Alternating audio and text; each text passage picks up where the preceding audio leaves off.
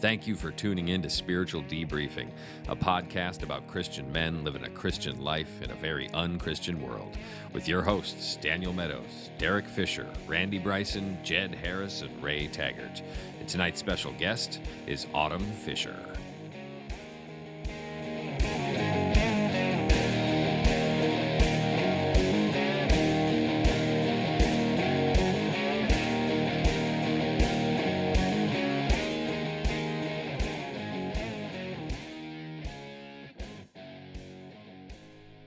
Welcome to Spiritual Debriefing. I am Daniel Meadows. And I am Randy Bryson. Hey, Randy. Hey, Daniel. How are you? I'm so glad to see you. And I'm Jed Harris. Hi, Jed. Hey, Jed. Hello. Jed. Hey, who are And you? we got a special. I'm Autumn Fisher. Autumn Fisher, Wow. our guest tonight. Hi, Autumn. Hi, Autumn. Randy. Who do you belong Smiley. to? Derek Fisher. No, dang Sadly. Aw. it. And I'm here. Derek. Hey, Hi, Derek. Hey, Derek. Good to see you. As always, I'm over here pushing buttons and turning knobs, and I think we're sounding pretty good tonight. So let's get this on the way. Well, yeah, I'm Ray, by the way. I guess I should say my name. And That was kind of cool. Ray, by the way. Ray, by the way. for all you listening out there, please give us a like, give us a subscribe, and leave a comment if you could. That helps get it spread out to more people. That's how these algorithms work. So even if it's just a comment that says comment, that still helps. So That's right. otherwise, if you have any questions, concerns, anything like that, you can just leave it on the social media, leave it on the YouTube, or we also have our Ray at spiritualdebriefing.com. You can send questions or comments to as well. And without further ado, let's get this on the road. Do you really push buttons or do you just sit back? Well, there's a lot of pushing buttons at the beginning. I haven't seen him push one button yet. Well, the most- I think he turns a lot of There's it. Autumn. Yes. There's Autumn. Who invited her? all of a sudden, Autumn's mic is gone. All right. That's Derek's kid. Love it. Love Some it. people's kids. That was good. Hey, she jumped in quick. Yeah, she did. I guess We're we'll let glad her you're stay here. around. Yeah. Thank you. How you doing? You doing good? Great. So, Autumn, tell us about yourself. Oh, shoot. 5'2". Thought you were on brown the hair. spot. Yeah, pretty much. What am I supposed to say? I don't know. Are you in high school? You're in high school, right? Yep, senior in high school. Senior in high school. There you go. How many more days? Less than 100. I think 98. Yeah. Counting Excited. down. Yeah, I'm How excited. many are you going to show up for? 95. Yeah. Probably.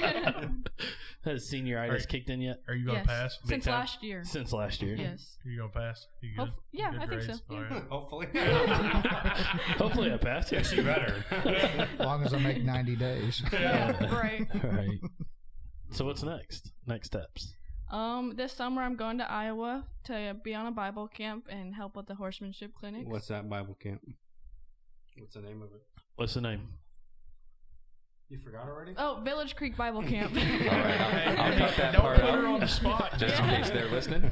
So In yeah, Lansing, Iowa. that is definitely Derek's kid. Mm-hmm. And then what? And then going to U of A to major in animal science. Yay, but boo. We No, pick. I mean, that's awesome. Hey, I just realized you have the orange cord. That's Oklahoma State. That's just a league right there. Sorry, ADDDD. There's a reason he chose that spot. Can you put an 01 right here? What are you going to be doing at the church camp? Yeah. I'm going to help with the horsemanship clinic, get the horses ready for the kids, and help with the teacher teaching the kids how to ride and stuff like that. Feeding the horses, taking care of them morning and night. That'll be fun, huh? Yeah, I'm excited. How long are you going to be there?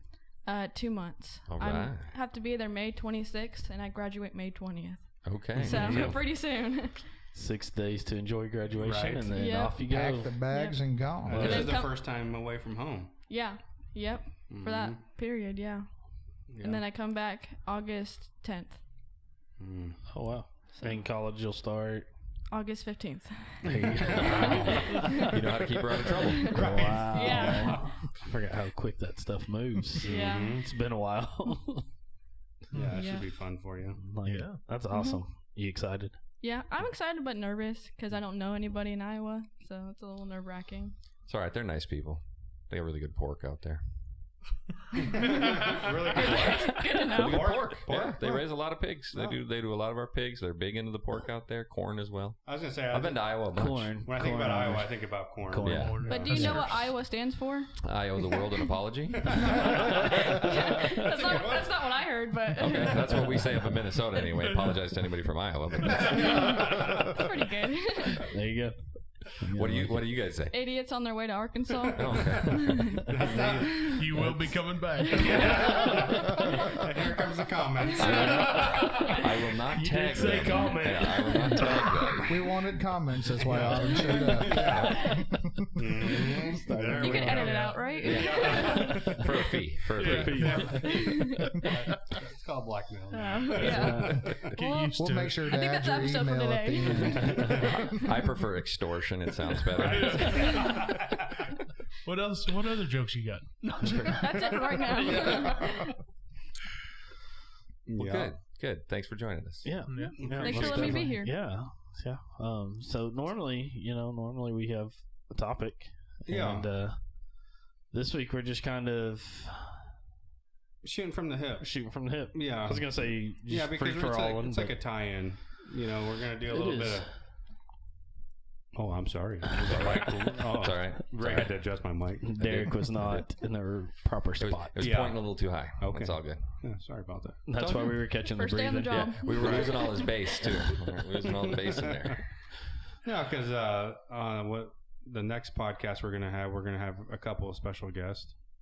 So we're giving them time and bring them on in a couple I like weeks, and we'll have the female perspective. The mamas, we'll have the mamas Mom's in. perspective. Yep, on raising kids. We're gonna have to straighten up. Yeah, Yeah, good luck. yeah, right. Like, I'm make- excited about that. You know, Yeah. we all know how mamas are important in our lives. Oh yeah. So Mm-hmm. I'd like to get that different perspective out there and bring in the mamas. Pretty excited. Yeah, It's gonna be good. I think so. Yeah, it's Gonna going be to be real good. But then, Autumn wanted to tag along tonight, and I says, Why not? why not? Let's do it. I love it. Here I am. Yeah, love let's get your side of the story on parenting. Oh, there's a lot. We'll be here for another hour. I know we don't have enough time to tell you about all the awesome stuff that your mom and dad do. And, Right. Yeah, sure. That's at the other They're hour. great parents. Yeah. Let me leave the room, and then you'll get the real stories. Well, while you were out of the room, we said, Autumn, why are you here? And she said, I don't know. She said, Yeah. okay, so what did you do that needs to be talked about in front of all of us? And then I got scared. She got real scared. Have you ever heard of an intervention? This is it. She's like, they caught me already? Don't admit to it till he asks No. you. No, that's even worse. Plead the fifth. I Just learned my plead the lesson. fifth. But when we ask, we always know the answer. At least 90% of the time. Yeah. I learned that the hard way. Remember, That's you have exactly the right right. to remain silent. No, not you don't. really. That only works with the police. Yeah, not in this house. Not in this court. Yep. Yep, you get down to the family level, it's definitely much more dictatorship and totalitarian. Yes. Yeah. Everything you say and don't say will be used against you. Yes. Mm-hmm. But that, that's not unbiblical. That's how you're supposed to run your household. It really is, Explain that. Well, it is not a democracy in the household, right? Parents are supposed to submit to their children. Wives are supposed to submit to their husbands. That doesn't mean they're subservient to their husbands. We can go into all that if we really want to dig down that rabbit hole. You mean the kids submit to So their kids parents? submit to their parents. Yeah, you flipped that. No, and then I said kids submit to parents, and then wives submit to the husband. Okay. That's what I thought I said anyway, and that's what I meant to say. But yeah, the kids submit to the parents, and then the wives submit to their husbands, and the husbands are supposed to, lead the household the same way Jesus did, being the humble servant of the household. By submitting to God. Yeah, by submitting to God. Mhm. So, a whole lot of submission going on there. There is. There's your rules, Autumn. That's it. Yep. Yeah. Just do what I say. I mean, how hard is that? Yeah. Right. Yeah. Yep. I like it. But your answers say, always do, Dad. Yeah. What do we say, boss man? There you go. Yeah. That's it. Mm-hmm. It's exciting now. Yeah. I'm just getting older. I got a senior. I know. How do you feel about that? Feel old. 98 days away from Mm-hmm. her graduating. Yeah, I mean, as a parent, Jed can relate to this too. I mean, you got one too. I've got a senior, and you got two that's already graduated. That's right. It's kind of scary. The world's a weird place, and you hope that everything that you do and taught and the lessons they learn, that they'll, they'll just learn how to go through life. I don't know. I'm kind of more scared, to be honest with you. It's tough to think back and see, did I teach everything I needed to teach to have them prepared to go out and be on their own and make them decisions and be the person they need to be. Build our foundation, pretty much. Your foundation. Yeah. We talk about that all the time. And the world's constantly changing just enough that it's hard to know if you've got it there. It does. It does. Well, actually, one of the Bible quotes I had just randomly looked at today, and it fits perfect. This is how the Lord works. Ephesians 6:12. For we do not wrestle against flesh and blood, but against rulers, against authorities, against the cosmic powers over this present darkness, against the spiritual forces of evil in the heavenly places. Right? So, again, it's not about the people. Yes, it is the people, but it is the enemy. It is all the negative forces fighting against us as Christians. And all they're going to try to do is just make you turn away from God just a little bit. And that's all they try to do. And that's the scariest part. I really think, if you think about it in the end, is the fact that it's the whole world, as you really mean it when you say it like that, is against us. Right. It is. It is. And they'll come at you with a smile on your face, even, or on their face, and be ready to just stab you in the back or pull out from underneath you. I'm not trying to scare you, but Well, I'm not too worried because we went through problems during high school, so I feel like I learned from those experiences, and that made me a stronger person now. So I'm not too scared as you are, I think. So, and like Always you be said too, prepared. that we're always trying to build that better foundation. Yeah. You build that good foundation now. Like I've told her too. I says once you go to the university, they're going to try to change your mind. Oh, it's They're going to try to, and I've seen it. I mean, we've all seen it. You go from high school to university, it's a whole nother ballgame. They're going to try to change your mind. And I said, if you stay strong to that foundation, stay strong with God, just fight it off. I took I remember my freshman year of college, this was unheard of because it was like a 4,000 level class, like, the senior level courses. And they let me take it for some odd reason, but it was philosophy of religion. And it was taught by a female Methodist pastor. And this was back in like 2009. So, it was just kind of starting to come around. So a female Methodist pastor raised up as a Catholic, married to an atheist. And he sat in the classes with us. And that was some of the best discussions. I was going to say discussions. Yeah. Discussions / debates that I got to have. And I walked out of there with an A, surprisingly, but probably the only class my freshman year I made an A in. I know. But, I mean, it was a good one. all right. Yeah.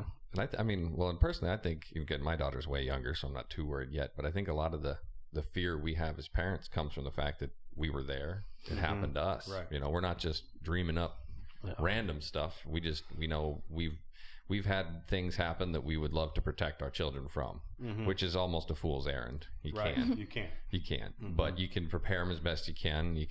I've thought in as Harmony grows, my plan is to, of course, share with her the mistakes I've made to hopefully tell her what I did wrong and this is how to do better, hopefully, as opposed to hiding them. I think that's something that may be good or ill, but I'm hoping it will be better to share, where I've fallen down, as opposed to I think that helps us out this. too. If you share like what you gone through, it helps us learn from your mistakes too. So I think hiding it makes everything worse. Yeah, you have to tell us right, because the world what not to do and what to do. Yeah, the world We're wants you to probably gonna go hide through it, things, right? They don't want you to talk about the bad things you had done or did yourself, or where you've fallen down, or where you've sinned, or all that. You're supposed to keep that inside, not share that with anybody. But and I think that's one of the reasons why I think it's not something good to do, is because that's what the world wants you to do. That's not what the Bible tells you to do. Yeah, right. And we talk about all the time, we're all going to fail. Yeah. I mean, you show your failures, and that's how we learn. We learn from our failures.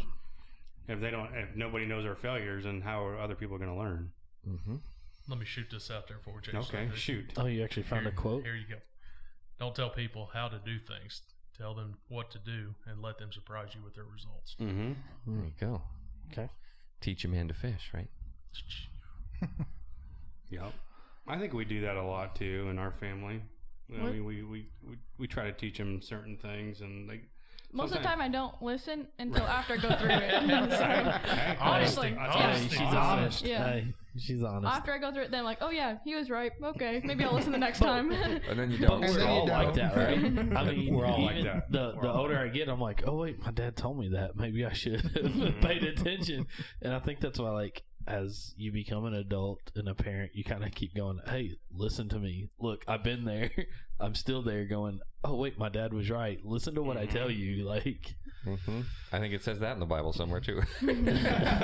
what, that the father's always right? They've been saying that since the beginning of time, and Right. kids still don't listen, and that's all right. Parents Yeah. are never going to stop saying it. Yeah. But What'd you sometimes got? we don't listen as adults either. No, yeah, that's true. Yeah, I agree. Do what? Oh, to kids? Do what? I don't know. The other day I was telling Nick, I said, you always spit out all this useless information, but I said, I try to keep it, and sometimes it actually comes back, and I needed it. So Right? And my wife always tells me I got two major problems. One of them is I don't listen, and I don't remember what the other one is. I'm surprised you That's heard funny. the first one. I usually tune out at the you don't. Yeah. I'm sorry, what'd y'all say? Yeah, right. Exactly. So what do you want to be when you grow up? A veterinarian. Large animals. Large animals, Yeah, right? You're making yeah, that clear? yeah, large Yeah. animals. Large animals. oh, you don't want to do fish? No, no cats or dogs. No chickens. No oh my chickens. gosh. Chickens. Hey, I'd put that thing down. I'm bringing every chicken I have. I'm bringing to you. Well, they I don't won't know come what's back wrong with alive. it. I don't make chicken nugget. Yeah, I like chicken nuggets. Yeah, they'll be fresh. I make chicken nuggets in. Yep. That's the Oh, same thing sorry, Harmony sorry, wants to do. chicken tenders. She wants to be a veterinarian too. Yep. Yeah. At least for now. She's 8, so Yeah. That may change. yeah, it And probably you're will. working at the vet place right now, aren't you? Yep, in Salem Springs. Every Saturday. Mm-hmm. How long you been there? About 2 years. I've been interning there for about 2 years, and I just got a paid position this year in January. All right. Awesome. So, Mhm. yeah. That's If Ray exciting. had a button of clapping, we'd do that. But, Oh. yeah. That's sad. Well, we used to have the one with buttons, but he would never Yeah. do it. No. Nope. You gotta be cool. I'll give you So what guys do buttons What someday. do you do there?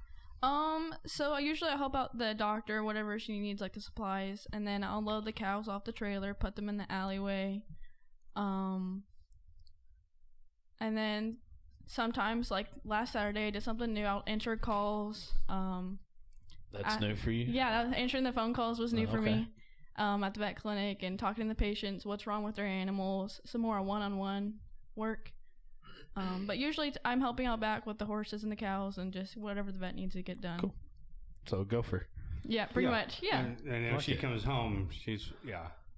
Oh, I'm covered in covered in Yeah. crap. yeah, head to toe. Yeah, There it is. but I love it. I knew it was coming. I was waiting on it. Wasn't me this I was time. waiting on it tonight. Yeah. No, but you love it though. Oh, I love it. Yeah. Yeah. That's awesome. Every You time I got come to- home, it's with a smile. Yeah. Yep. Good. Yeah. Good. And even though you're there till 3 or 4 o'clock in the afternoon, they close at noon. Yep. Yep. Yeah. Mhm. Yep. Well, that's good. So That's you just do that on Saturdays? Yes. Stay that way 8:30. through. Stay that way 8:30 through to- college. Yes. Yes. Mhm. Yeah. Because school's first. Right. Yep. Oh, she knows that. That's Yeah. like day one. I know. Oh, yeah. I'm I like, know. what is your number one job? School. School. School? Mm-hmm. It's not my favorite job. Well, That's why they call it a job. it is none of our favorite jobs. Yeah. Yep. That went. When you get Randy done with loves school, school. then you'll have the right job. That's right. Yeah. Yeah. You'll still have that smile. Are you sure? Mhm. I'm done with school. She'll have a smile. Oh, okay. Yeah, No, I it's love my exciting to jobs. see her grow like this and see her dream, and like that's where we come from. Is we like to dream. We dream for something and shoot for it, and I think even as a parent, I think that's important for us as parents is to know your child's dream. Yeah. And that's what I told her. I says, what is your dream? What do you want to do? What do you want to be? And we had that discussion, and she was like, I want to be a veterinarian. Okay, let's do it. Yeah. You know, me as a parent, I said, I'm going to get you all the way wherever you need to do, whatever you need, you know, whatever you need. And, you know, I told her, I said, well, you go through your 4 years of animal science and then you go to vet school. I said, vet school is going to be very hard. It's going to be difficult. You're going to feel like quitting. Yeah. But as long as I know what your goal is and that's your goal, I'm going to be there for you. You know, I'm going to push you. I'm not going to let you quit if that's your goal.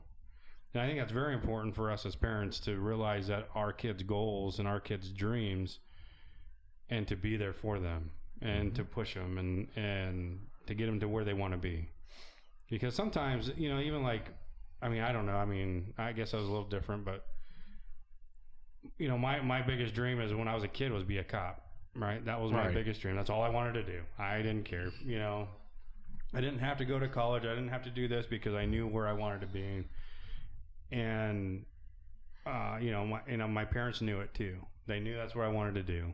You know, they tried to do everything they possibly could do to get me there, but a lot of that was on me, and a lot of that was on self-discipline.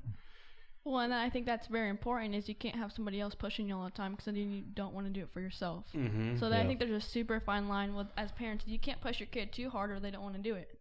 So you have to let them, as a person, figure out what they want to do so they can drive for it.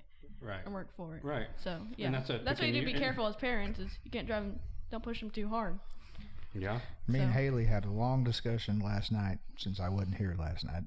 We talked for about 2 hours, and she knows kind of what she wants to do. She's got a couple of different dreams. I mean, she hasn't been like Autumn and this is what I'm doing. I told her last night, I said, do what's going to make you happy. Whatever it is, don't shoot for the one that's going to make you rich, because rich ain't going to make you happy.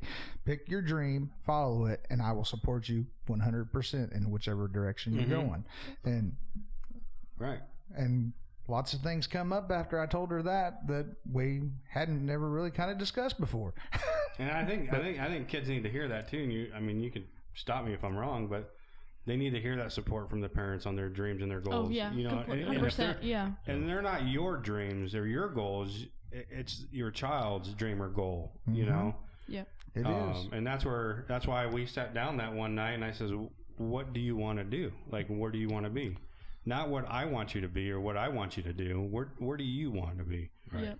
You know, I think that's very important for us to do that with our kids, is to let them pick what they want to do. You know, I see a lot of parents push to what the parents want. What the parents want. You know, I want you to go to this college. I want you to go do this, and I want you to go do this. Well, I think it's going to be a struggle for that kid. You know, you know, and then you did apply to all kinds of different colleges. Yeah.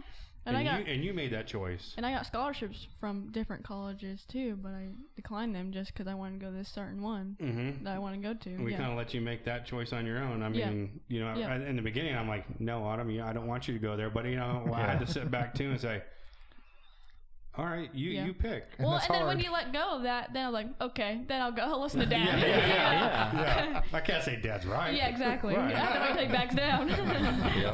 It's like you said, it's a fine line between being the slave driver and being the cheerleader, right? Because you want to be there to support when they fall back, when they fall down, and not necessarily constantly shoving. Right. That's like what I'm imagining and getting from it. Again, my daughter's 8, so right now it's all just, you know, it's completely different on her end of things. But, and we're all different too. I mean, I know me and Randy, like, I love the motivational speakers. Yeah. I love that, you know, yelling at my face and telling me, you know, you're lazy, get up and do something. You know, don't hit snooze, or, you know, you're a procrastinator. You know, I like that. That's how I drive on. Some people don't like that. I don't. Personally don't. Right. Don't do that. And your mom doesn't either. No. You know, good luck. Why not? Yeah. And we have to understand what kind of person they are too. You know, I like that stuff, and, you know, she don't. So I can't be yelling and screaming in her face and say you're lazy. Yeah. It'll be a long fight. You know, I think we all need the right type of cheerleader. Yeah, I mean, even as adults, even as parents, you know, getting that positive reinforcement from your spouse, or even from your own children, of just, you know, whatever you're trying to do, or whenever you do something, you know, that is beyond just the normal that Yeah. we're supposed to do. You know? I have a question for you guys. Who pushes you? Like, for your goals. Like, I know everybody has goals in life. Like, who pushes you now? Like, as an adult? Because it's not your parents anymore, I don't think. Like, who motivates us Yeah, to who reach 'em? motivates you? Yeah. Your mom. You're not funny. Yeah, but it is. We don't have the Hey, Ray jokes, has a but your mom joke in the Bible. There's a mama joke about it, but no, it's my wife too. That's who pushes me is my wife. Absolutely. Yeah, because even sometimes she knows when I'm like down and out or being lazy or doing certain things that is not my character, yeah. and she'll call me out on it, and she'll be like, Yeah, because you need it sometimes. We Right, all need and- it. and- Yeah. What she does, she calls me out and she goes, "No, you're better than that." Yeah. And that's not the man I married. And she said that a couple times. Yeah, that's not the man I married. And I'm like, well, you're right. You're right. Man, I gotta do some Step it up. Yeah, look at myself. in the You're mirror. right. There's the picture of him that last week. You're right. Yes, he was lighter. He weighed way less. Yeah, I'm twice as much man now. Right. I would say that's true, but I say even Autumn, as you as a child in the house, I think our children pushes. Mm-hmm. Even They without even saying anything. It's just you being there. I was hoping Yeah. she wasn't here when you said Ow. that. Sorry. Yeah. No, they do, and that's what we do as men too. Yeah. Why do we go to work? Why do we support our families? It's for our kids and for our wife. Yep. Right. That's why we go and do those things, and we want to give our kids every opportunity that they can have possibly, and that's why we do the things we do. That's what Sometimes drives we give us. too much. That's what drives us. What? We can't Sometimes help we it. give too much. We do. We can't help it. You Yes. want to provide them with everything you can. Yep. Right. And we talked No about comment. that. We talked about that last time. Where We did. sometimes too much is Yeah. a curse. Mhm. Yeah. Like you said Sunday. If you do too much, you're not there. That's right. Mm-hmm. That's right. That was a good sermon, by the way. Thank you. You're Thank welcome. you. So, no, for me, Yeah. what motivates me is just knowing that I haven't reached my full potential that God's called me to do yet. How do you know that? Because I know God's called me into full-time pastorate, and I'm not there yet. I'm still bivocational.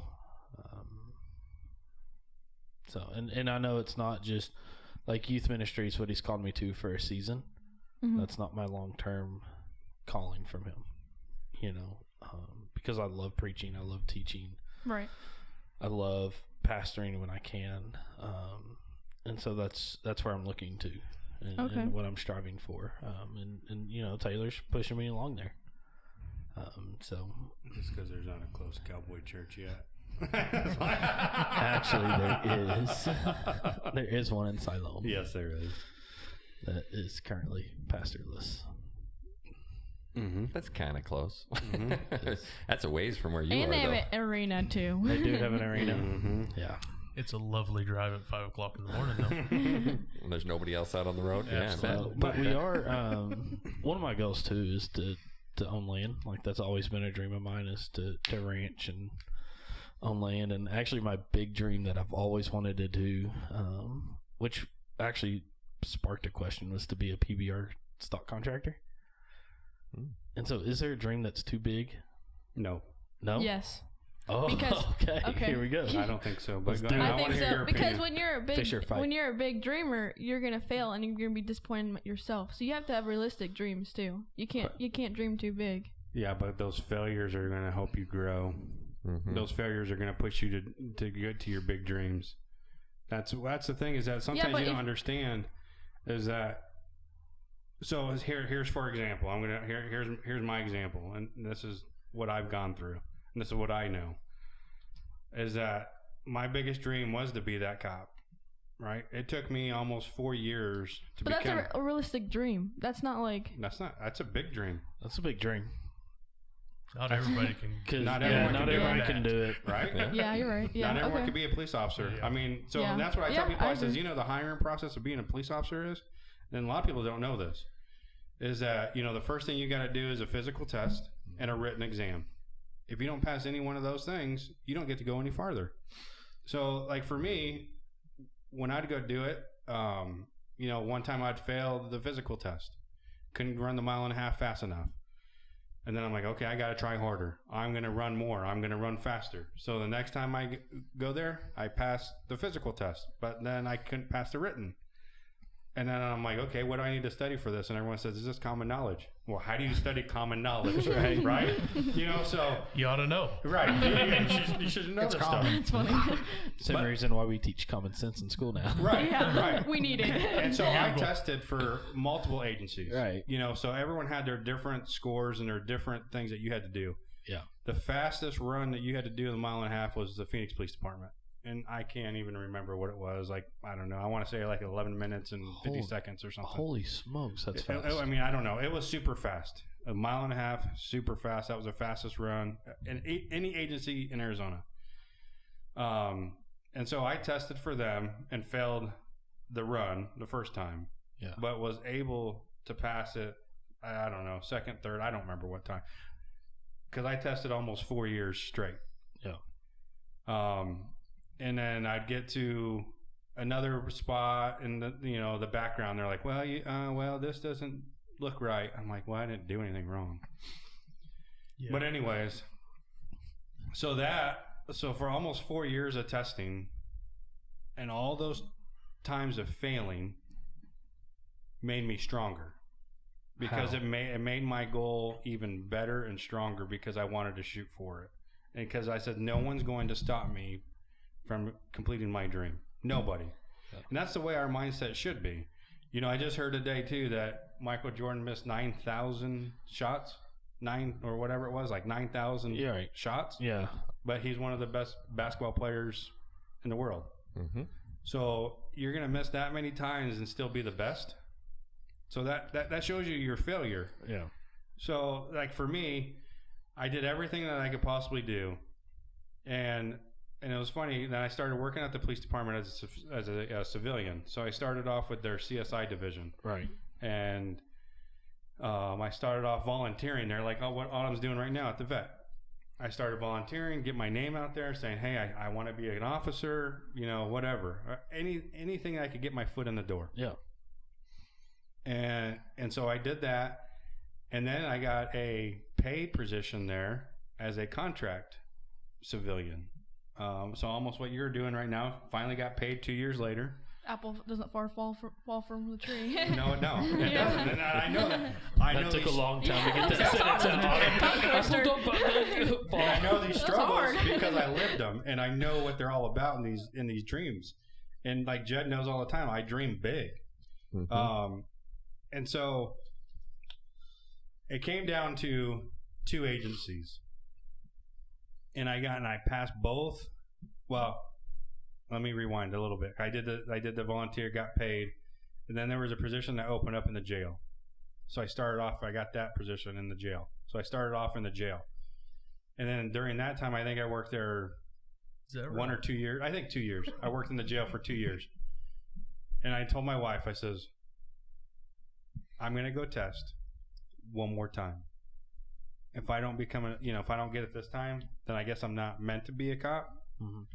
But in the back of my mind, I was like, this can't be my last time. But I tested for both agencies, made it all the way up to the background check. And it was funny because the Phoenix agency calls me and says, hey, we'd like to offer you the job. Blah, blah, blah. You passed all the tests. But I see that you applied for Glendale at the same time. I'm like, yeah. And they go, well, I think Glendale's going to pick you up.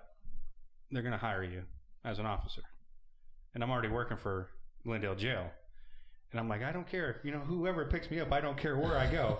And I'm like, and I was telling the back, I remember her too. I think her is like Detective Williams.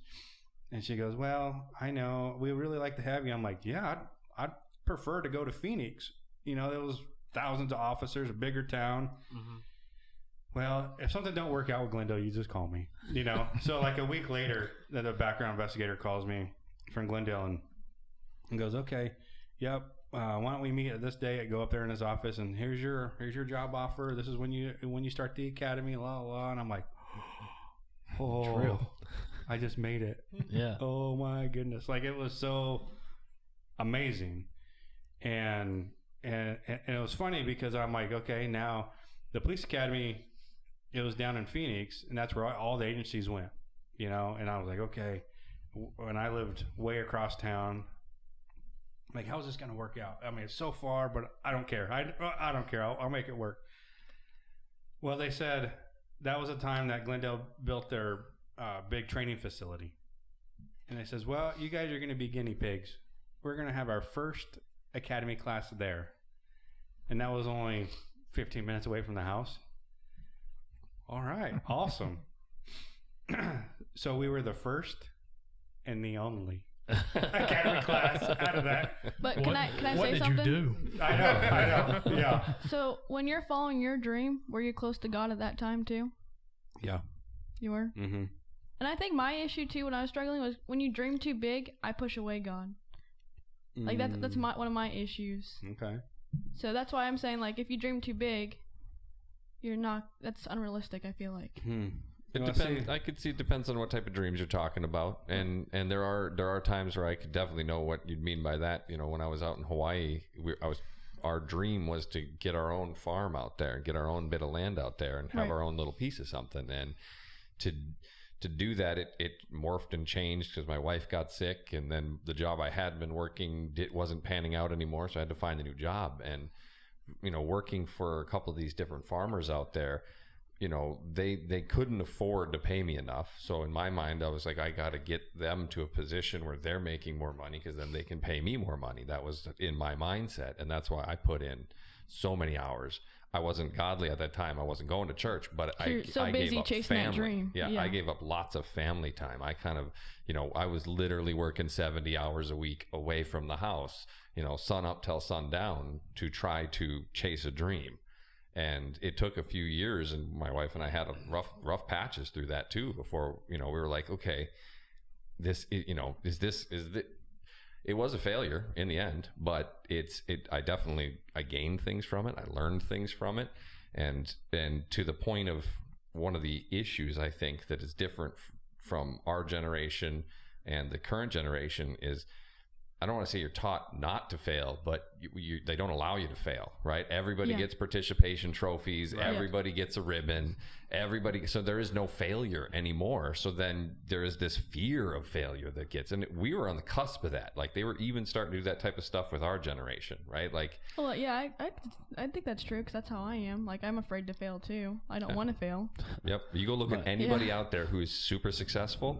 They Failed a lot, Yeah. A lot. right? You see the success they had, and you're like, I want that. You didn't see the 5-6 times before that they just Yeah. fell flat on their Yeah, face. right. Yeah, we don't see Well, that. and that's what determines, right? I mean, we listen to this all the time, Randy. You know, from a winner aspect of this, and the motivational stuff is that everybody's going to get knocked down. What separates you is how fast you're going to get back up, how fast you're going to fight, how fast are you going to go shoot for that dream. Yeah. I'll shoot these out here. Don't be afraid to fail. Be afraid to petty success. What? Do it. Let me say it again. You sound like Autumn, Yeah. man. Don't be afraid Thinking to is fail. hard. Don't be afraid to failure. Be afraid of petty success. Gotcha. And Little I'll- success. And Yeah. I'll throw this out here too. Struggles are required in order to survive in life, because in order to stand up, you got to know you got to know what falling down is like.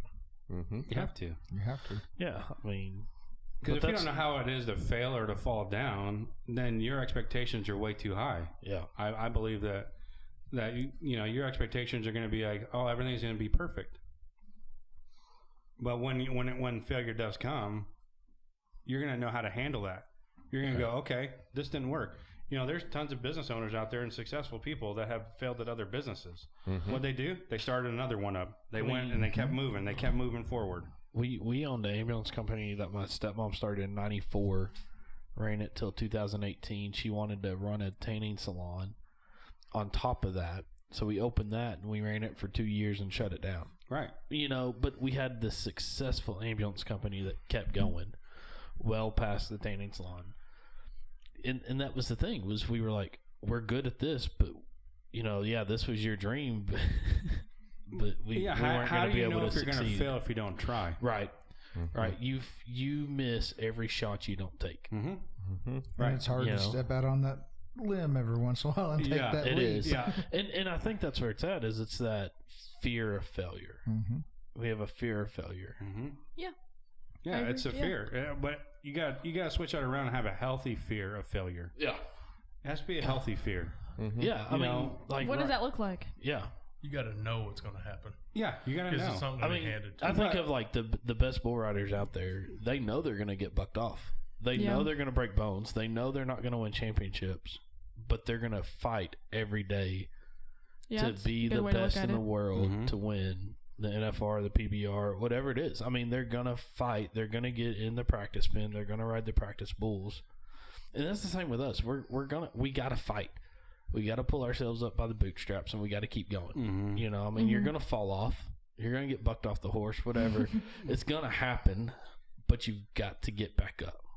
Did you hear the interview with Arnold Schwarzenegger? Remember that one? May have. It's been a while. I listened to it again today, and you know Yes, he's gone through a lot too, and his what he says all the time is that I never had a plan B. Mhm. Yeah. I always had a plan A because there's nobody going to stop me to complete my plan A. Mhm. You know, and he goes, failure is going to come with it. You know, that's what he said too. He goes, I wanted to be, you know, world champion bodybuilder. I wanted to be an actor. I wanted to, you know, the farthest he can go, he wanted to be president, but the farthest he could go is be governor of California. Yeah. So during all of those times, he struggled. He got told no multiple times on movie sets. Mm-hmm. No, we don't want you. We don't want a muscular guy. We don't want a guy with an accent. We don't got a guy that can't speak very well. But now look where he's at because of those failures along the way. And I think those are healthy failures because what he did, it goes, there's no plan B for me. There's plan A. And then when I failed here, I just kept going and I kept moving. I think that no should be more of a motivational than a disappointment. It is. Yeah. And you say that all the time, Randy, is that, you know, people say no, and they're the, what did they say? Yeah. No. Well, no. no's No, not he an turned that option. no into yes. Yeah. But No is not an option. But with your dream, too, you got a plan. Yeah. Right? You have Yeah. to. You've got a dream. But it has to be God's plan. You can't make a huge dream for yourself. It's not God's plan because it's gonna fail. So let me ask you this question. Okay. If the dream is placed in your heart, if that's your dream, if your dream is to be a vet, Right. is that God's will? I think so. Yeah. How do you know? Because He put that in my heart, and He said everything. He lined up everything for me. Because like at the vet clinic, when I asked to intern, they said no. Oh, they did. Yeah. That's weird. But I don't take no for an answer. So. Right. So I told them I Eliminates needed too many options. I needed the hours for vet school, and then they let me intern. Next thing you know, I have a paid position, and now I have this passion to work with these animals and talk to the patients. But I want to bring this up real quick because this is very interesting to this whole story. Oh, Is that when geez. you talk about God's will? So we first got the horses, and we didn't have a trailer or nothing, so we Right. had to get a vet out there to get Coggins, Right. right? Oh yeah, that's a remember good those story. days. Yeah, and it's a good story because we called vets all over, and they're like, Yeah. "Oh, we don't do house calls. You have a shoot? No, we don't have nothing." So we did call the Siloam one, and they sent out Dr. McCarver. Dr. McCarver, which very rarely ever goes on house calls House for calls, yeah. Coggins. Yeah, they don't do that anymore. Yeah, barely. he don't do that Yeah. because it's so hard. Unless it's for emergencies only. Yeah. Yeah, it wasn't that's an it. emergency. Yeah. So he happened to come out, and Autumn's there. So they get talking, Yeah. conversation, and what did he tell you? that they have interning positions available at the vet clinic. Yeah, why don't you come and do that? So I So think I- that's what started that, Yeah. Yeah. Yep. and I think it's just a great thing, and I think for us, and I think for Autumn too. And you talk about God's will, and that's what your dream. I think God lines a lot of things up. God Yeah. puts people in your life to go and motivate you on that dream. And I didn't realize that until I guess recently, like this year, I've been struggling with this is my goal because I always wanted to be a horse trainer. Like that was my first goal in mind is train horses, and that's why I got that job at the ranch is so I can learn more about horses. But I wasn't happy, and that wasn't my will. I guess that wasn't God's plan because I was always upset. I was always disappointed in myself because I wasn't where I wanted to be. Yeah. So that's when I realized this being a vet is God's will for me, God's plan for me. But we got to also think, too, that maybe those dreams that we fail at may have been God's plan as well because that gives us the strength to move on. And we learn from those failures. Yeah, you're right. Exactly. Yeah. So I learned a lot. Yeah. I think he. So Turn off his microphone. before we move on, I'm going to give you the motivation one right now because I'm going to hold off because this is going in the same direction. when life puts you in a tough situation, don't say why me, say try me. Right. So and know that God will come with you wherever you go too. But I think too, like back to God's will and figuring all that out was, I'd always wanted to be a cop. That's what I wanted. And when I left ministry for those 2 years, I went into the law enforcement side of things, and I was miserable. And I think God, even though that is not his big will for your life in certain areas, he allows you to step into that to see where you need to be and learn for yourself. Yeah. Yeah, I agree. Exactly. He allowed me to get into that to see that no, that's not what he wants for me, and that's why I was miserable. And that was the same thing for you at the ranch, I think. But I loved it, but at the same time, it's like, this is not meant for me. Yeah. Yeah, and you know, especially as Christians, when you're doing something that you're like, oh man, I don't know, I don't think this is. You're not at your full potential yet. Yeah, you're not reaching who you're meant to be. Yep. And I think when you're talking to God and you're in God's Word, we always talk about, it makes His plan. Yeah. I don't know. I mean, just it highlights His plan for you more. Makes it clearer. It does. Yeah, it makes it clearer. It does. Yeah. And I think having trustworthy people around you too to help reaffirm that in your life. And we drive each other. Yeah. We do. I mean, if we wouldn't be around this table if you didn't drive each other. Right. We all do. Right. Chug a love. Right. But also too, to add to that, God will probably put you in a position where you can have that as your mission field, make you feel comfortable. Yeah. So that goes to my next quote. Your testimony in Jesus Christ isn't just what you say, it's who you are. Yeah. So they may be seeing something in you that they're helping you to grow into as well. Yep. And I think we need to be like that as parents too, is encouraging our kids all the time and like being the cheerleader. And if they have that goal and that dream, we don't need to be negative Nancy. You'd be like, you're not good enough to do that, or you're not capable, or you're not smart enough. No, I mean, we need to be encouraging, be like, hey, I know you can do it. Hey, good job, Autumn. Right. Yep, help them with the process. As I've mentioned, and I've been saying it since I heard it, you can set a goal for yourself. But you, again, and this is not my quote, again, I'm stealing it, I don't remember who said it, but you can't just rise to a goal. You will fail to the process if you don't. You need to say, this is where I want to get. What are the steps? How do I get there? What do I got to do? What grade do I have to have? What school do I have to go to? How many hours do I have to put in? Those are all things that you put in place and you plan and you work and you can get there. Well, just like last night, this whole week I was staying up till 1 o'clock studying for a Chem 2 test. And Mom, she helped me last night to study for it too, because she knew how important it was to me to pass this test.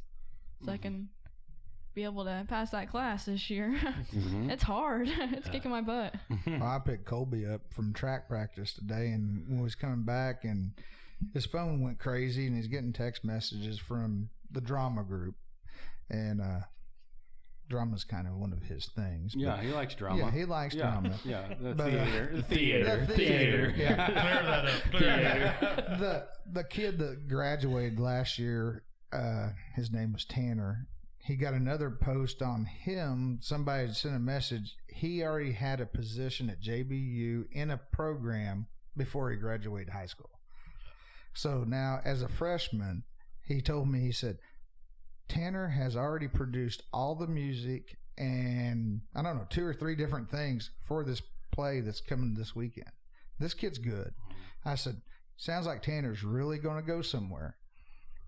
Kobe said, yep, I think he'll make it real good on Broadway or something. I said, yeah, or he won't go nowhere. As long as he just keeps trying. I said, sometimes just following your dream and working hard, you might not ever get noticed until right before you die. Right. Yeah. Or even after. Or even after.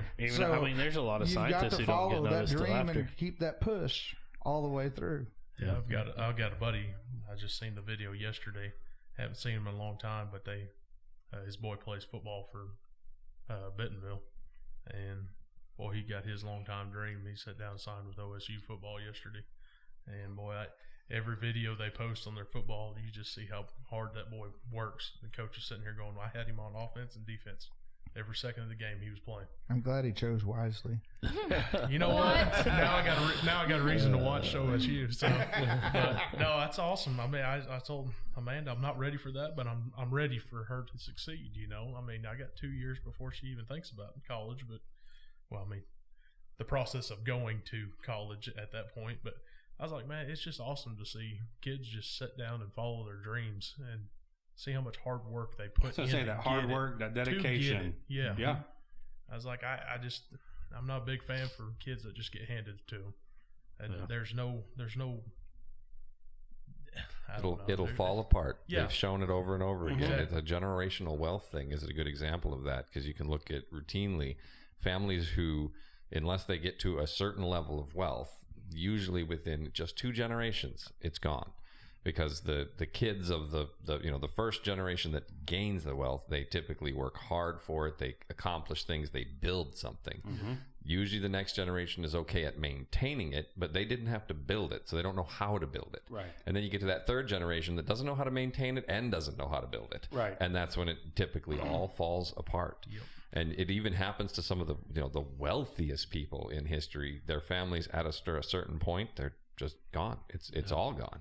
Well, it's like your grandpa's ranch in Colorado. Nobody knew how to take care of it, or And all they wanted was money. Yep. I had a curveball. But even that young man too. I mean, we can talk about all of our kids. It's that heart. Yep. Right. We don't care where you come from, what you know, or anything. Yep. If you have that heart to do it, you're gonna succeed. Oh yeah. You'll succeed. I've seen it over the last 2 years with my daughter with this wrestling. I figured the first little throw down, smack down, whatever, the pain that she got, she was going to throw the towel in. But boys, man, 2 years later, she's reversing the roles and giving everybody else a little bit of pain too. It's like, oh my goodness, it's cool to watch too. It is. It's clicking fun. in, and I'm Yeah. like, she's having fun now. I mean, it's not all dad just yelling at her, But it's like, man, it's sure nice to see things when they click in and they work hard, and they get what they want in life. Yeah, it's awesome. So I don't think you can dream too big. That's my opinion. That's your opinion. That's my opinion. I don't think you can. Yeah. Because there's nobody who's going to stop you. Yeah, I mean, and if you fail and give up on the dream, that's just you giving up. Well, and I've always said you never truly fail until you stop trying. Right. That's when you actually fail. Yeah. Right. You That's might true. say, "Oh, I failed." Oh, you done then? Because then Right. yes. But if you're going to try again, no, you haven't failed You yet. didn't fail. You're still you on had your a way. setback. What does Eric Thomas say? We don't stop going until the dirt's over us. Yeah. Right? Yeah. We just keep going. I got one from ET right here. I was about to say, don't cry to give up. Cry to keep going. Right. I mean, And if that dream's unreachable, you're still gaining. Yep. Yeah. If you never give up. Yeah, but I don't think there's a dream that's I unreachable. was about to say, what makes it unreachable? Yeah, I don't think there is. If you keep striving, man. If you keep striving, I have an example. You keep moving forward, but yet sometimes your mind, you set that goal a little farther out too. Yeah, I mean, because I think I'm thinking like autumn. I'm thinking that big dream. Because I think of like in the Yes, autumn. a few of us are on the weight loss journey, right? Trying to lose a little bit of weight, get back in shape.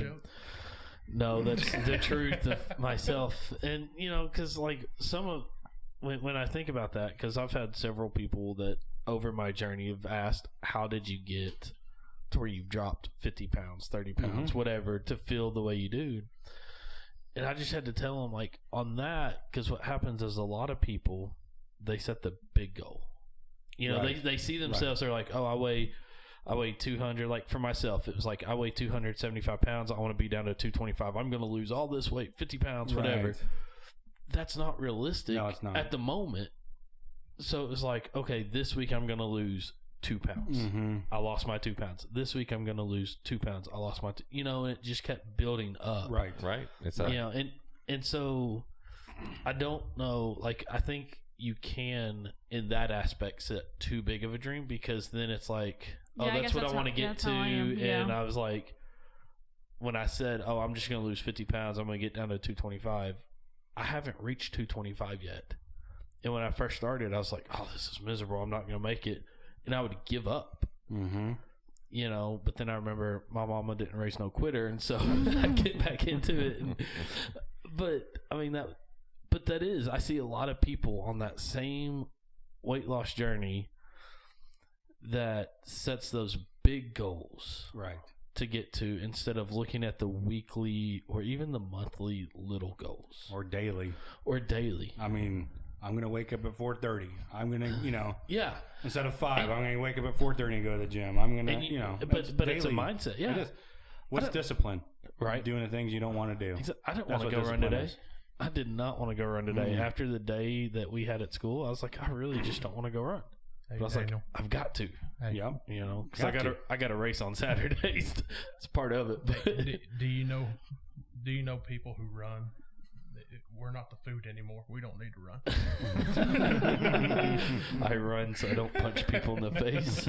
But that reminds me of the old adage, you know, how do you eat an elephant? One bite at a time. That's it. I heard that today actually on Yeah. my podcast. I hear that quite often from my boss. When Yeah. he's like, "There's a car, tear it apart, one piece at a time." Yeah. Now I I'm mean, like, and that's, I I got my mean, saw here. Let me cut it all up. you know, but that's every part of life. It is. Whether you're trying to lose weight, whether you're trying to gain muscle, whether you're Whatever. striving for your dream, it's one step at a time. That's it. It's one bite at a time. It's one piece at a time. You know, you talked about breaking horses, Autumn, and training horses. You know, that was your dream to do Yeah. at one point. And the thing is, like, you're not going to get a horse and just train it like that. Oh yeah, I know. It You takes know, like and years. it's, right, and it's the same way with our dreams. Is it takes time to get there. It's gonna take the hours and the sweat and the many running shoes that I've gone through. It takes a lot. It doesn't matter what goal it is. Right. No, Even it like the doesn't. horse training thing. Maybe that's later in life. That- Maybe right. that's later. And that Right. may be, you know, the vet may be building into that. You Mhm. may become a Yeah. vet, and who knows? Maybe at your vet office you may offer a service to train horses. Right. I don't Yeah. know. That'd be crazy. But But you know, might meet maybe clients you that might. you're trying to train horses on the side, or you know, whatever. Right. Yeah. Or you may, I mean, you may have that vet office and it's somebody that trains horses that has to bring it to you, and then, you know, now you're hooked up with all these horse trainers Mhm. to be a vet for them. You know, Right. Yeah. I mean, who knows Who what's going to knows? happen? You Yeah. have no idea. Yep. You know, that horse training dream may not be for you specifically, but for you to be somewhat involved in that industry. Yeah. You know, I mean, And these goals and dreams don't happen overnight. no, No. not at all, Mm-mm. not at all.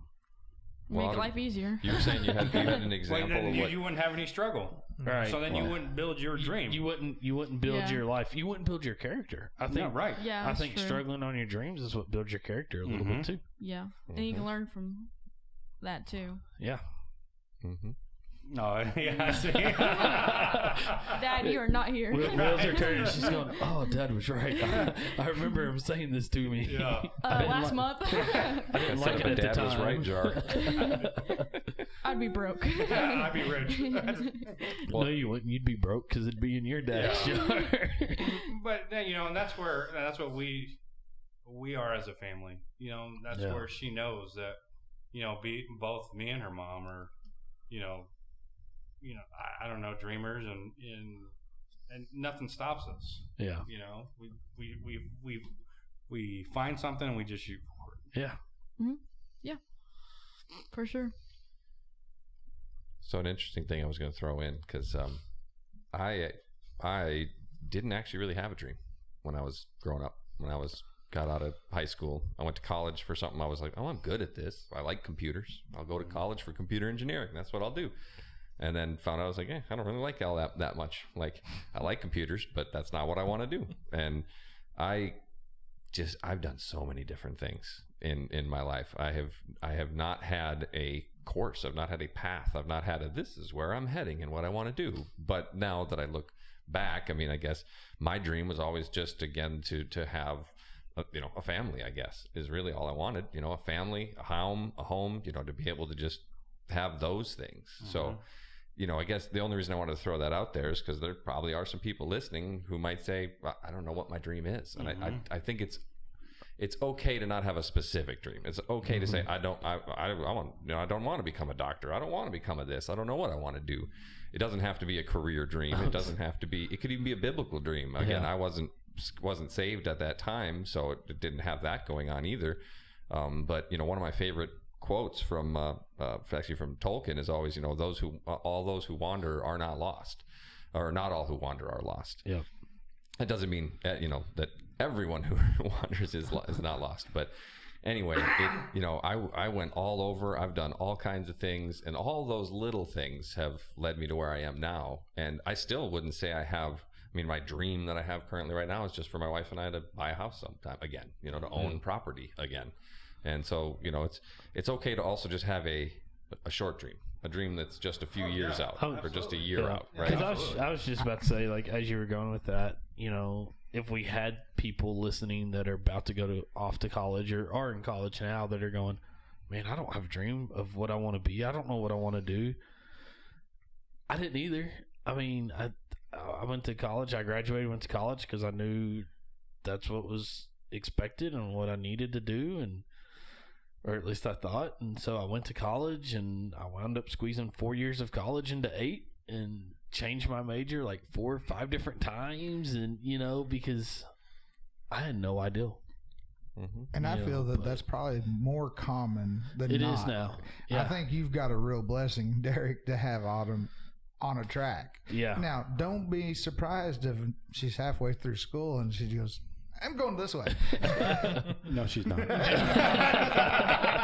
That is not allowed. That's not allowed. I have no comment.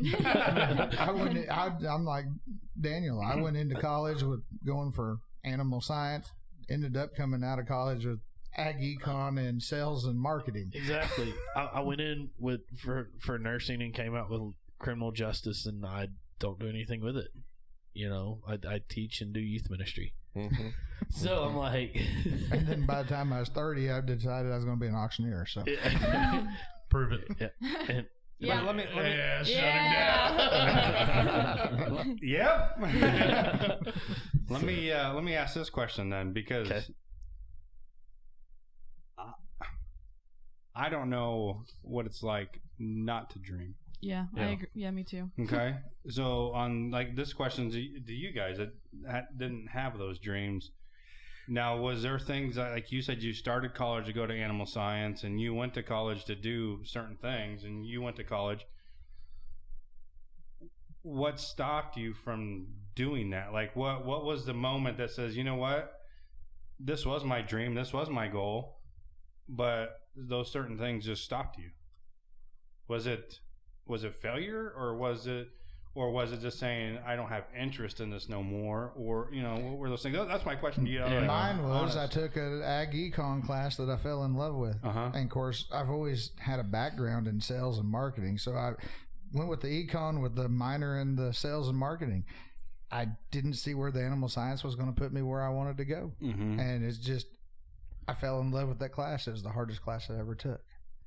The ag. Yeah. Ag econ was the hardest. I mean, my final test was 6 Scantrons, which I don't know how many questions is on them anymore because I haven't seen one, but 6 Scantrons, 250 multiple choice, and 4 essays. Oh my gosh.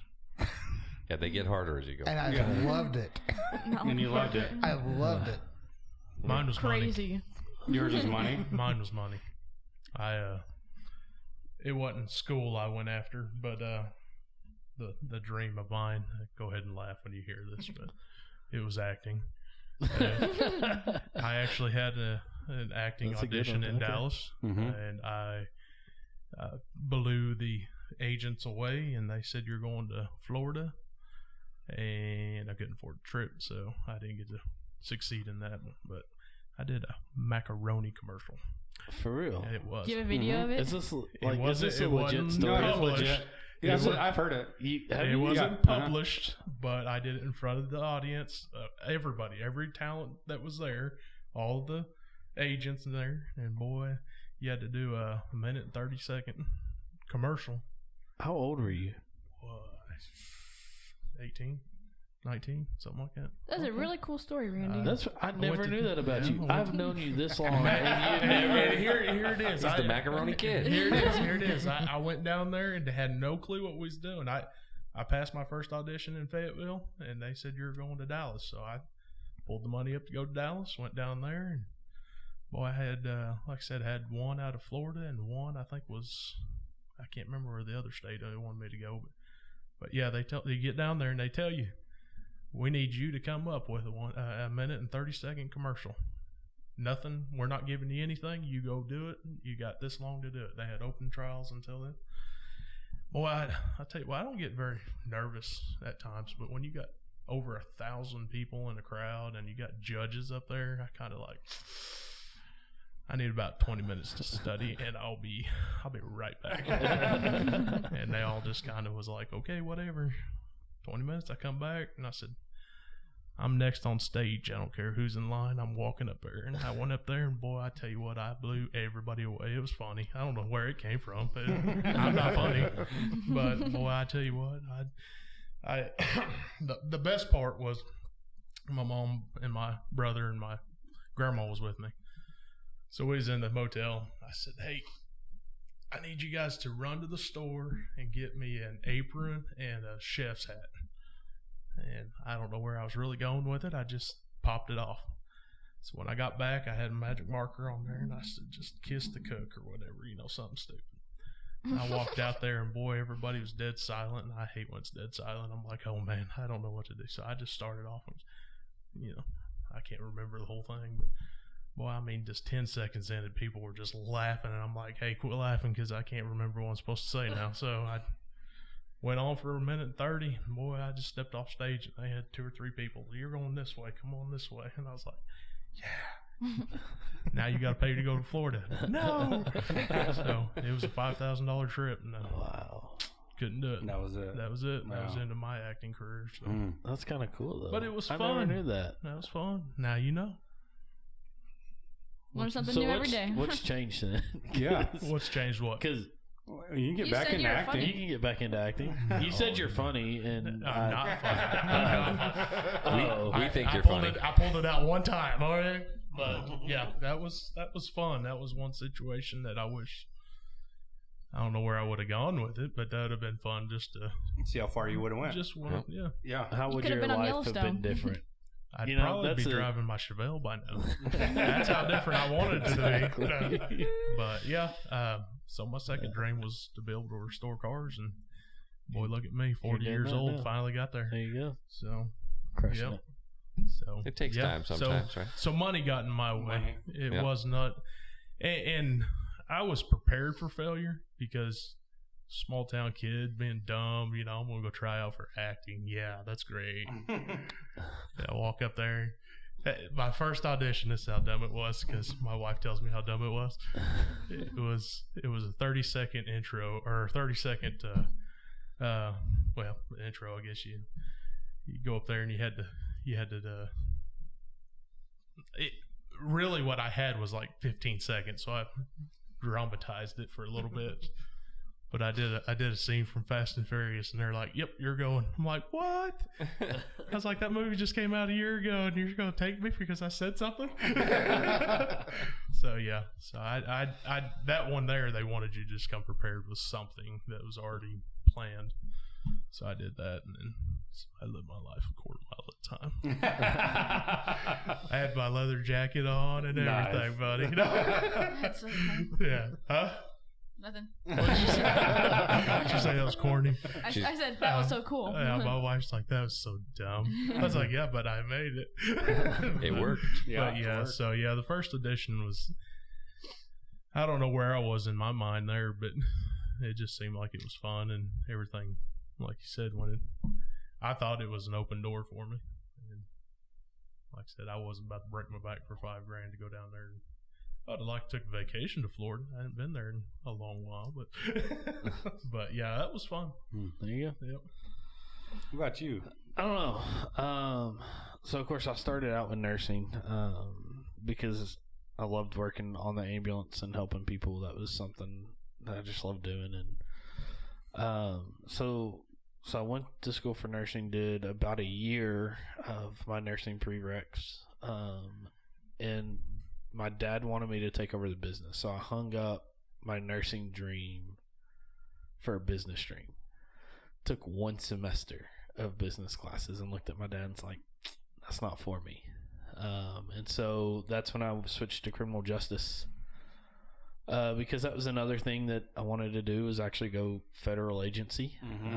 Yeah, that would have been cool. I mean, that was, I was like, that's going to be so sweet. I get to be, could be feds because I got a 4-year degree and da-da-da. I finished it out, just that way I had a degree underneath my belt, in case something ever came up. But, when God has called you to do something, nothing you do will take that calling away. Like if it is like, as long as you follow that. Right. Yeah. Sorry. I was trying to think of the words to phrase. So like God placed that calling of ministry in my life, right? And so it didn't matter how much of my college I was going to do, that calling of ministry was not going to leave, Now, of course, if I would have gone off the deep end and ran as far away from God as possible, he would have taken that and removed that from me. But so I just didn't chase the federal agency dream because I knew what God's called me to do. And every church I've been at for 12 years of ministry has always been bivocational. And when you have a criminal justice degree, there's not a lot of second jobs that really, right. Especially trying to be in the law enforcement world and be in the church world at the same time. It's so hard to coexist. I know some people that can do it, but my strength was not there. And so teaching was a passion of mine. I love teaching. I love working with kids, and so I went back for education, and I got it. And I failed. Geez, I probably failed the praxis test. Yeah, I remember those days. Because you've got, like with the praxis for education, you've got reading, math, writing that you have to do of those core, and then you have the subject content area that you want to teach, and then you have what they call the PLT. So like math, I passed on the first time. No, reading, I passed on the first time, and my wife was like, "How did you pass that reading comprehension test so easy? That was a struggle for me." I said, "Because I read the Bible." King James Version. Right? Because like when you're doing ministry, you got to read it and comprehend it to be able to regurgitate it to the people. And so I was like, that one was easy for me. Math, I failed like 3 times. Writing, I failed twice. Social studies, I failed 5 times. But I finally passed it. Barely, but I passed it. And so, that's something that I enjoy doing. I don't see that as my long term, because that's, like I said, God's will for me is ministry in the church.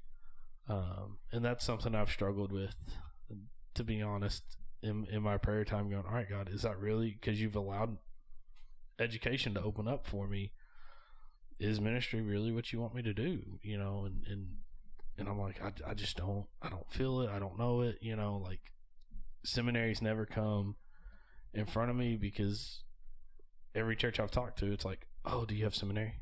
No. Okay. Do you have seminary? No. Okay.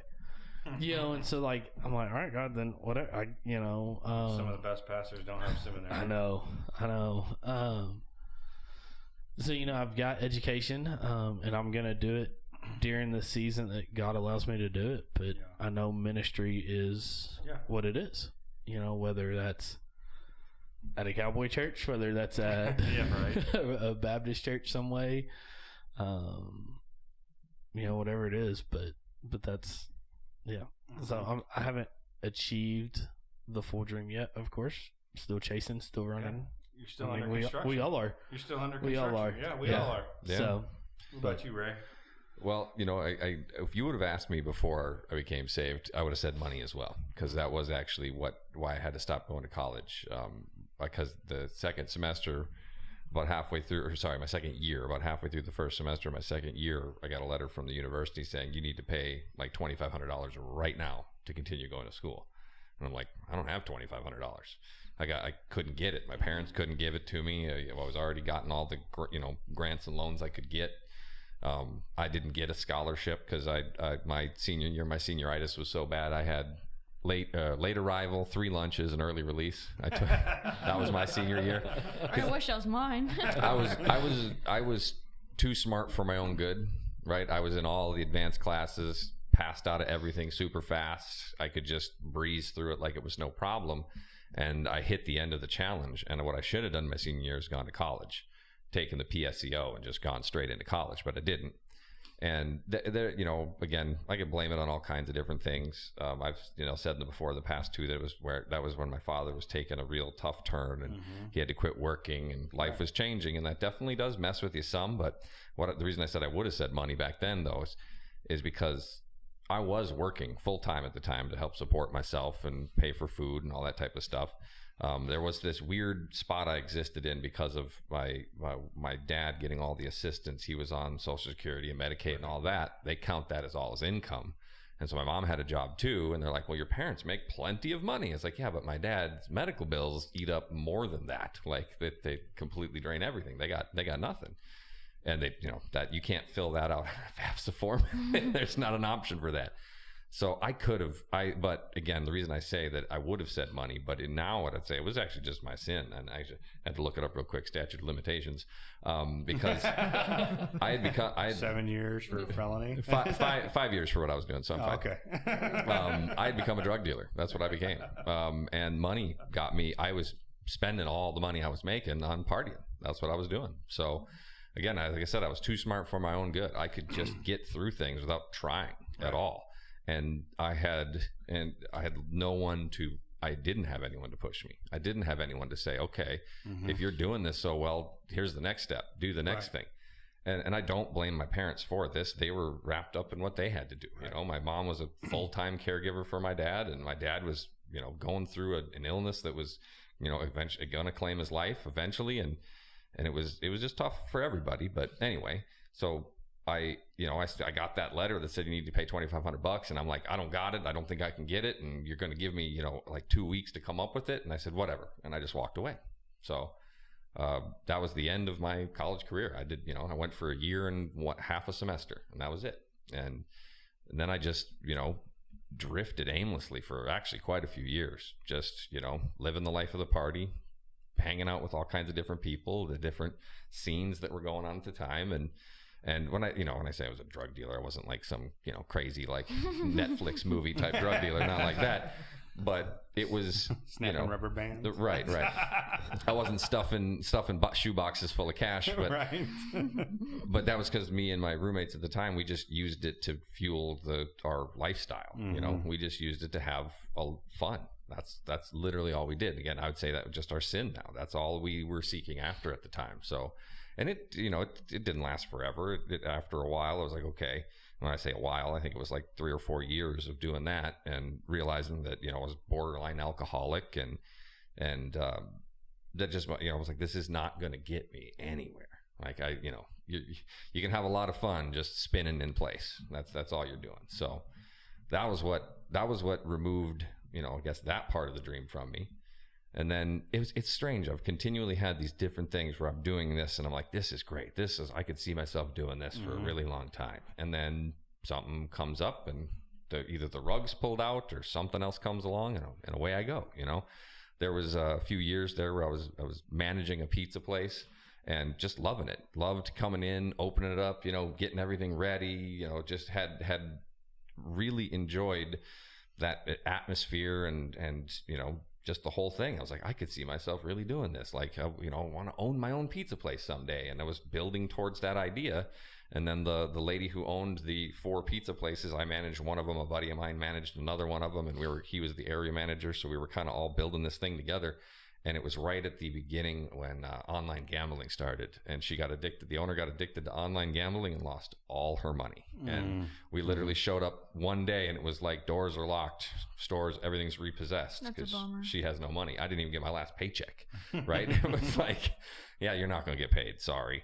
And so, that changed. And the next thing you know, I'm managing a Valvoline. And I'm like, yeah, I really like working on cars. And there was one of the guys there. His dad had a shop, and he was going to take over the shop from his dad. And we were talking about doing that. I was like, yeah, we could work on classic cars and rebuild them. And those things are worth tons of money. And I spent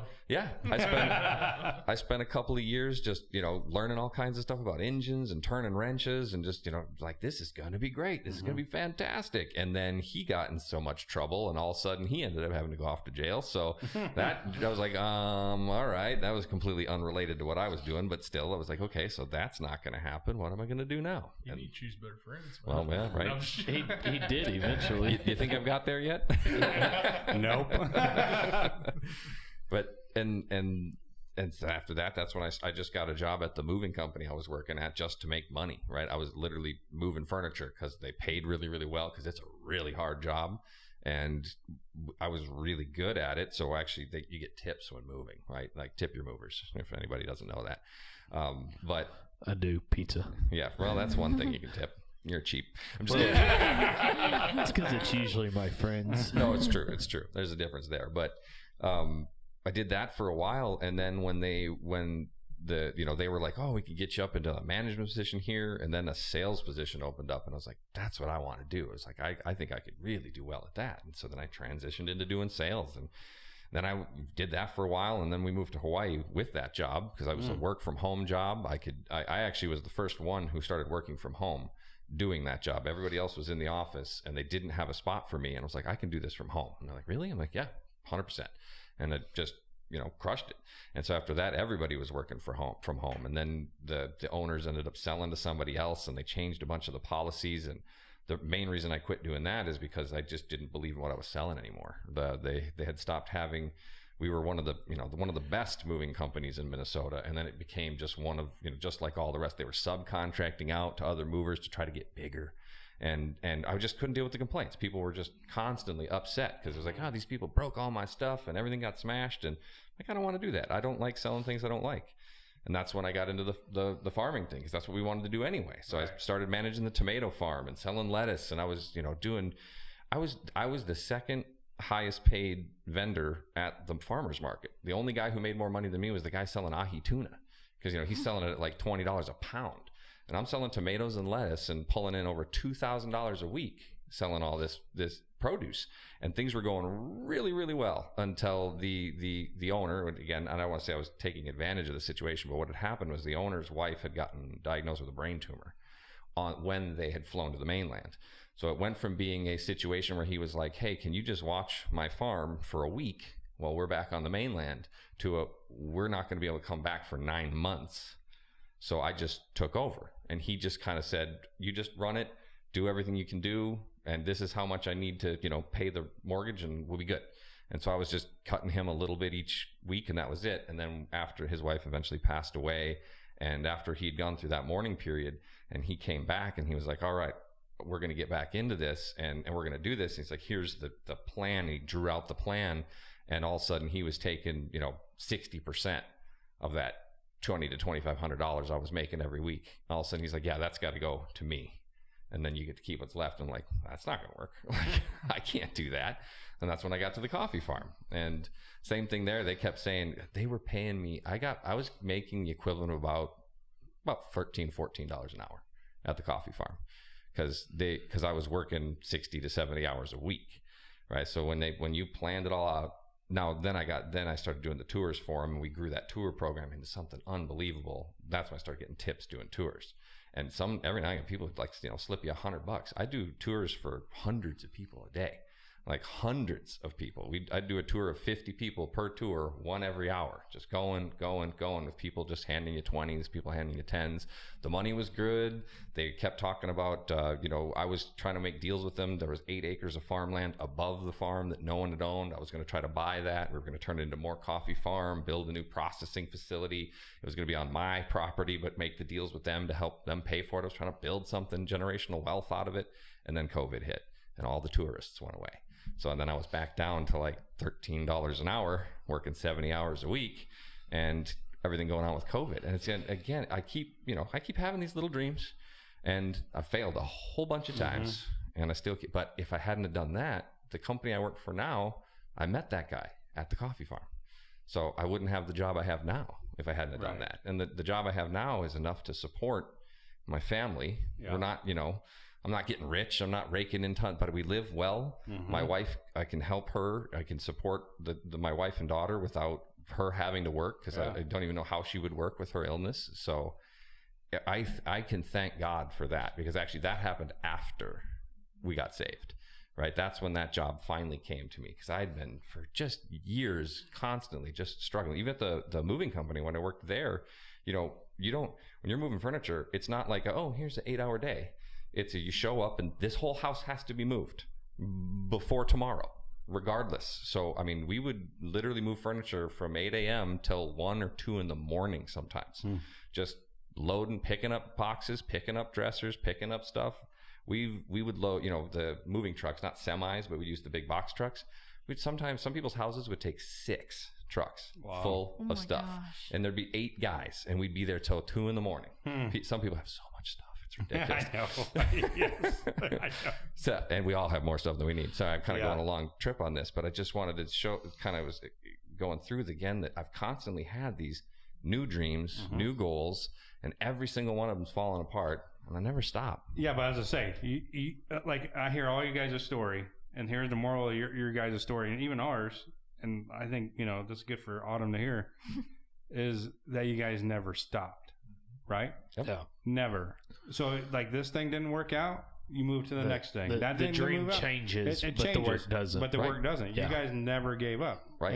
And that's what you got to do too, is, when you're going through these life situations, we fall down, we fail, or something happens where it's out of our control, but we just keep moving. Yep.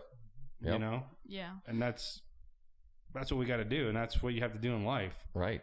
And we're going to learn these lessons along the way, and not one of us in this room has ever stopped moving.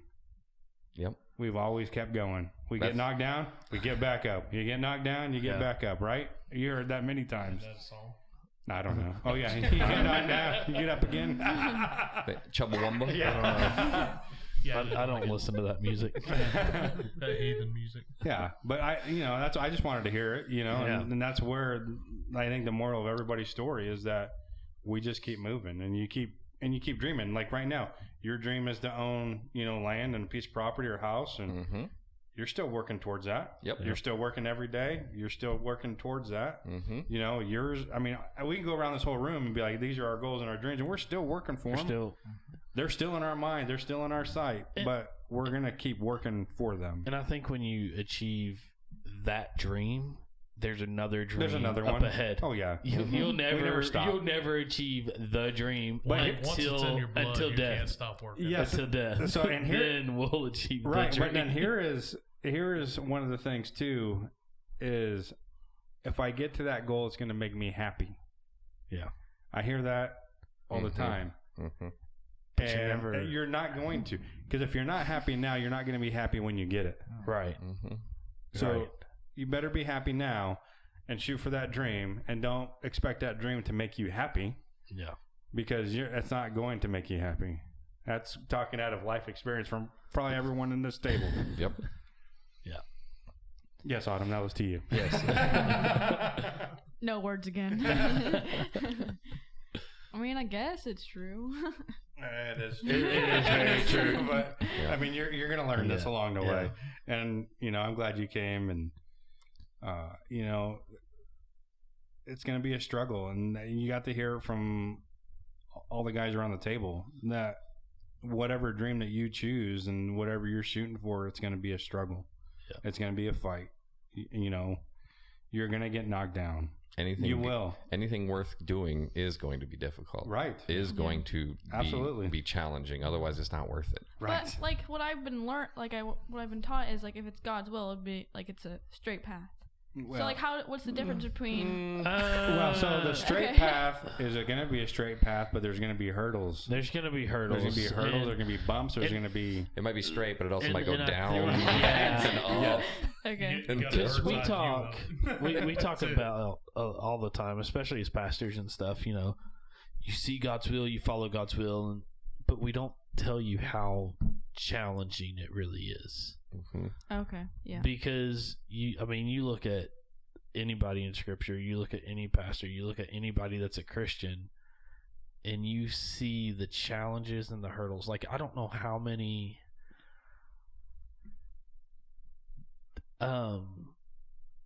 with the last church, I gave up on the dream, and that's when I ran to law enforcement.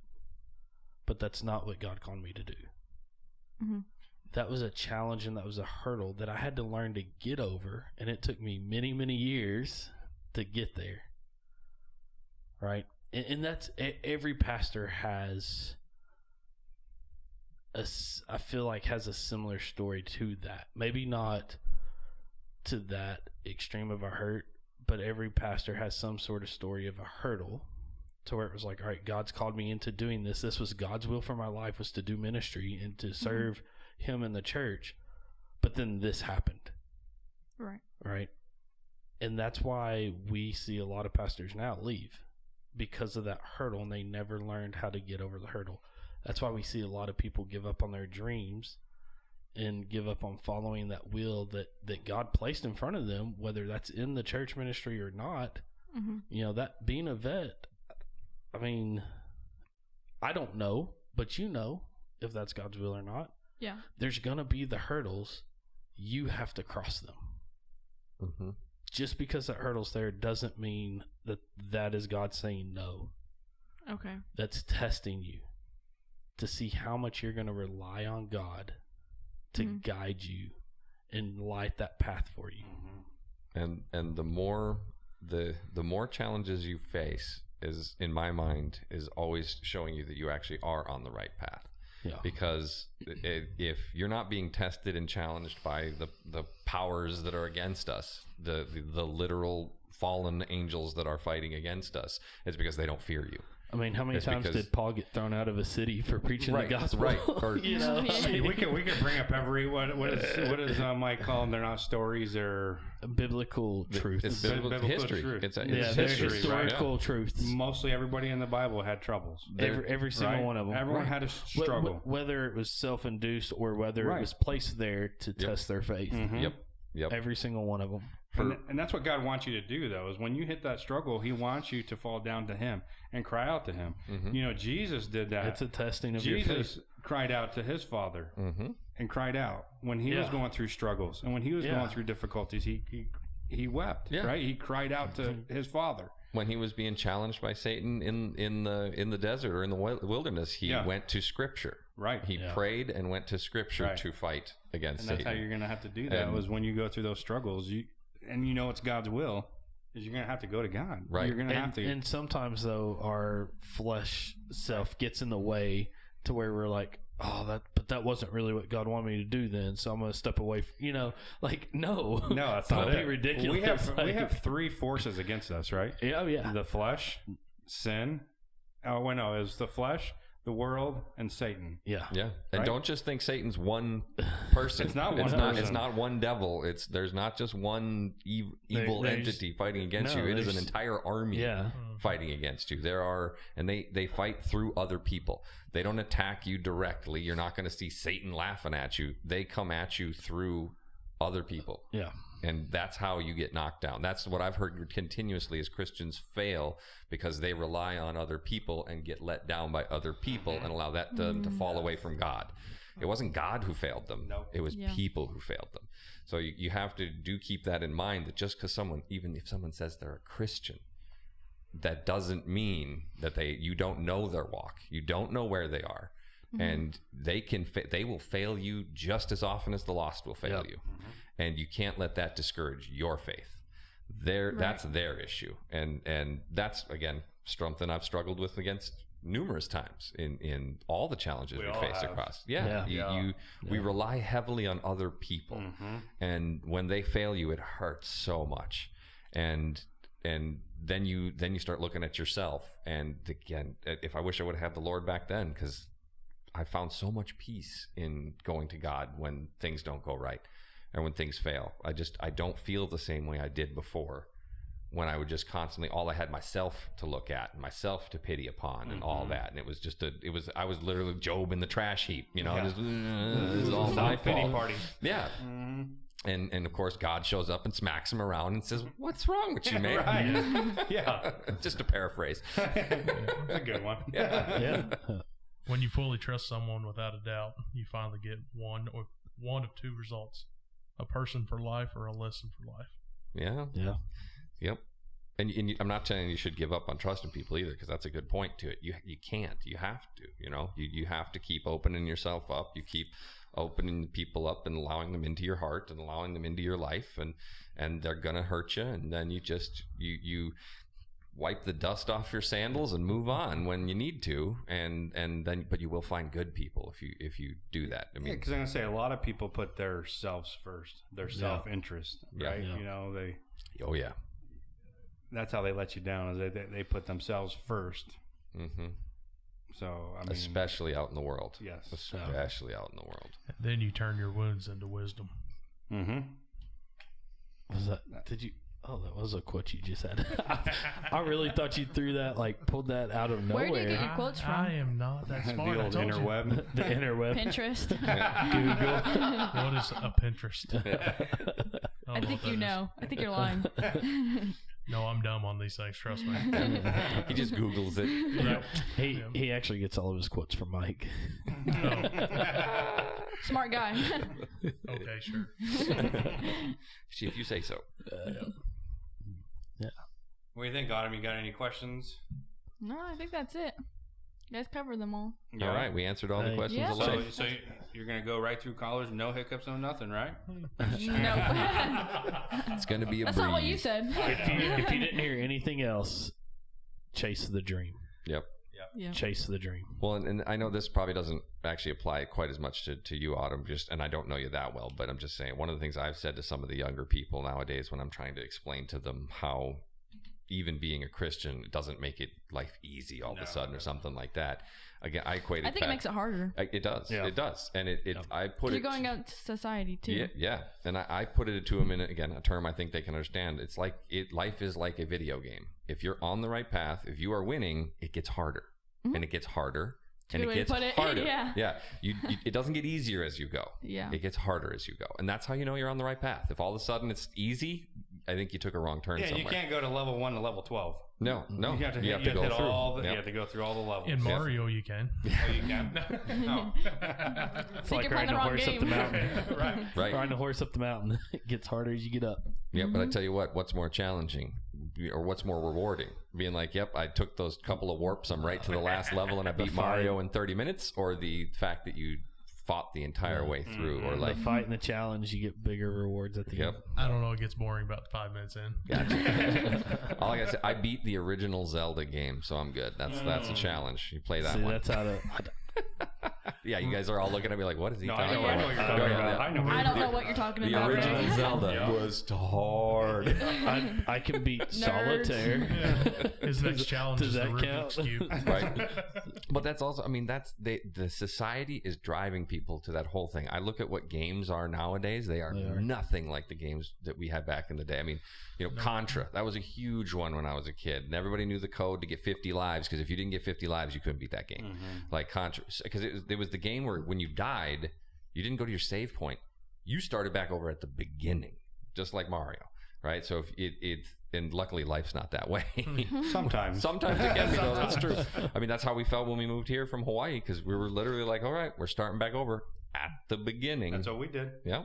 When we moved here too, we gave everything up, moved away. And that's where I grew up and knew everybody, all the friends.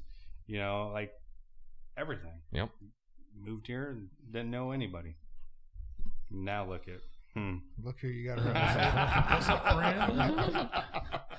Now you can't get rid of us. I know. Me. I think he's winning now. Yeah. Yeah. Well, anybody else got anything else we want to throw You got in? another quote. I've I got know a you finisher do. if we're ready. All right, I Let's think we do are. it. Okay. You were given this life because you're strong enough to live it. Love it. There you go. Quote of the night. Yep. Yeah. It's a good one. She might need that. Send that to her. She can pin that up on her Pinterest. My Pinterest board. Pinterest board. What is a Pinterest? Really? It's Are you actually- are you it's a serious? site that women use. yes. And they show their husbands all the time. Can you make this? Yeah. I want this. Can you make Or- that? That's why I thought you had it, Or Randy. like right now, it's Oh, floor there it plans for is. us. Mhm. Yeah, it's like, hey, Pandora. this is what I want. This is the house I want. These floor plans. Oh, Hey, do Okay. you not know if she wants something made, she calls your dad? I'm not talented. If she wants her car fixed, that's when she talks to Randy. I got somebody for that. He Too. doesn't, he doesn't know how to work on a Ford. It's true. Maybe old ones. Yes, I don't. it's okay. I don't either. Yeah. Me It's fun neither. learning. That's because they break down all the time, right? That's how I know how to work on them. That's why they're all in the shop I anyway. wasn't gonna say it. Well, Jetty, you good over there? I'm good. All right, All right. man. Well, hey, Are we you shorter than me? he No, I'm slouching. You're just now noticing that. He's even got a, Well, he's got the phone. He's got the phone book underneath him. So I booster feel like chair. my chair kind of has a little sway in the bottom. Yeah, it does. Well, hey, we appreciate you guys joining us tonight on Spiritual Debriefing. Autumn, every time we have a guest, we ask them to close us in prayer. So, You got it. thanks. Dear Lord Jesus, thank you for letting me be here tonight as a guest and learn why we need to dream and how to follow your path even though we need to go through struggles, and how we need to fall and cry to you, God, when we're going through those struggles. And thank you for letting me be here tonight. Amen. amen. Thank you for listening to Spiritual Debriefing, a podcast supported by First Baptist Church Hiwasse. Please like and subscribe to the podcast so you can be notified when we post new episodes, as well as check out our past episodes. We'll be posting new podcasts every other Thursday. You can follow us on social media, Facebook, Instagram, and Twitter. If you have questions you'd like us to answer, comments, or feedback on the podcast, please contact us through our social media or email us at dmeadows@fbchiwasse.com. Thank you, and we hope God blesses your day.